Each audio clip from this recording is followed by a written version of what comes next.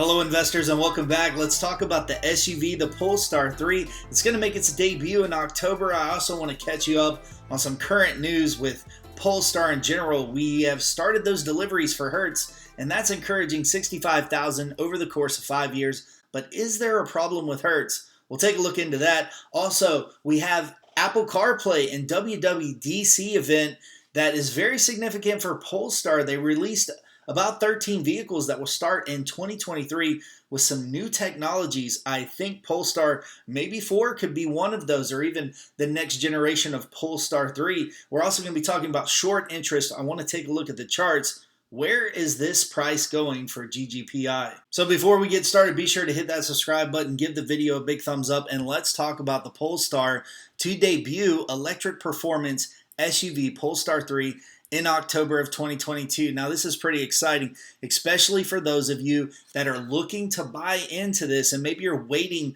for the FOMC meeting, maybe you're waiting for the CPI numbers, but I think you still have some time to see this drop below $10 still. This has got a massive short position on it, so we'll take a look at that, but let's go through the details of the vehicle. Polestar 3 is the company's first SUV, and Americans love their SUVs, so I expect this to do really good in the United States. Highest margin vehicle, which is really important for those of you that are looking at this company not only to become profitable at some time in the near future, but you want to see high margins, high volume, high margins. These are just a few of the numbers that analysts are going to be scrutinizing as soon as the financials become public.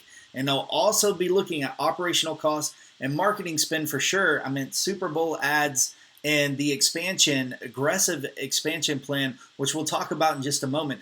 Over time, really key word here, over time, autonomous highway piloting powered by best-in-class LiDAR sensors and NVIDIA computing power. They also have a dual motor drivetrain, large battery with a range of over 600 kilometers or 372 miles. We've also got production is expected in early 2023. We've seen the graphs. I showed you those in the previous video, and Polestar 3 will be manufacturing in the United States and China. Now, in a previous video, I talked about the geopolitical risk with China, and anything that you own in your portfolio that is in China, it is at some level of risk. So I just want you to be aware of that.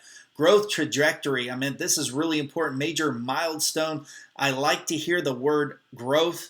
Now, this is an important paragraph too, because it just reiterates the type of plan that they have to not only at least get into 30 global markets by the end of 2023, but also to tenfold their business. That type of growth is going to take capital raises, and that is a risk to this company going public if they can't get what they think they're going to. But right down here, it says Polestar, and it reiterates this time and time again. Polestar intends to list on the NASDAQ in a proposed business combination with Ggpi, and that's what we're hoping is going to happen. So Polestar begins delivering on 65,000 electric vehicles with that partnership with Hertz. Yes, they announced that agreement in April of 2022, 65,000 vehicles over the course of the next 5 years. Hopefully Hertz doesn't have any legal issues between now and then that may impact the number of cars that they're ordering. So hopefully that's something that they can get behind them, and I think they can. I'm not sure that it's all that serious, but it's definitely getting some attention by the Senate, and the news is like really chasing after them. Hertz, I'm talking about. Now, Polestar's long-term plan is to increase annual sales to 290,000 vehicles by 2025. Massive number. 32,000 customer orders for the Polestar 2 since the start of 2022, and we know that they're trying to make it to 50,000 vehicles, but that number was adjusted due to the shutdowns or COVID concerns in China. And that represents a 290% increase versus the same period of 2021. Now, of course, these numbers are going to be huge because they haven't produced any cars or very little cars, so we're going to see massive numbers. It's just really important that they hit the numbers that they're projecting, because once they put those numbers out, analysts really hold them to those numbers, and they've already made adjustments to their short-term numbers for this year. So 55,000 vehicles in total that are already on the roads, in 25 live markets, and we know that they're trying to get to 30 by the end of this year. Let's go marketing campaign, system powered by Android Automotive OS from Google. So it's really interesting to see whether or not people are going to have a choice or if they're going to be adopting Apple CarPlay, and we'll be talking about that in just a moment. Now, Hertz has been adding the Polestar 1 electric performance hybrid, and Polestar intends, here we see it again.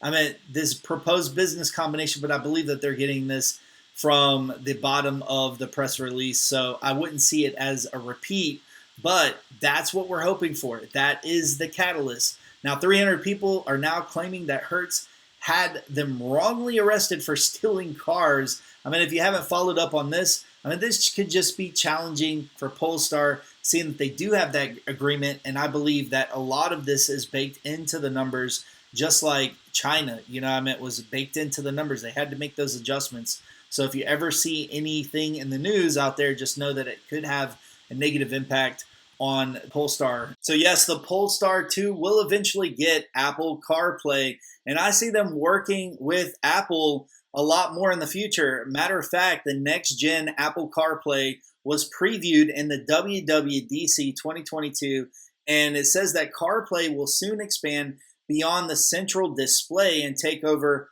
what the car looks like in the cabin, and you can just see the entire display. And that's why I don't think we've seen a lot of inside of the vehicle pictures of some of these new vehicles that they're planning to come out with, because I'm not sure that all of this has been worked out yet. But it's really interesting to go through and scroll and see what happened, what came out of Apple's week of innovation. And I did a video on Apple and talked about, what if they give us a heads up on the car? And I wasn't expecting them to actually go into car details as much as they did. So this was very encouraging to see. Matter of fact, you can see down here at the bottom, and I previewed this at the beginning of the video, it says there are 14 auto manufacturer partners that are going to be excited to show the next evolution of CarPlay.